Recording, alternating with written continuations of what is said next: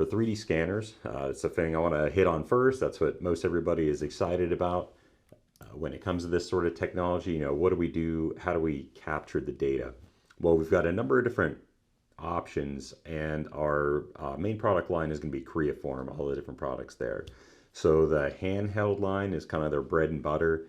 That's, just a scanner with a cable, connects to a laptop, and you're ready to go. Very cool options for us here. And this is just kind of the best seller lineup for us. So we've got the HandyScan Spark all the way at the right.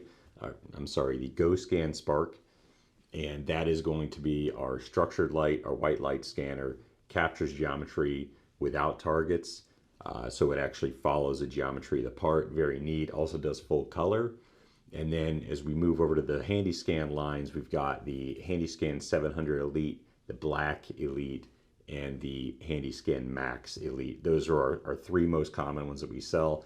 They also have like a step down as far as the technology in each of those lines, but those are our favorites. The 700 Elite is basically like a previous generation technology. The Black Elite and the Black Elite Limited are our latest generation of high resolution laser scanners. And then we're really excited about the HandyScan Max.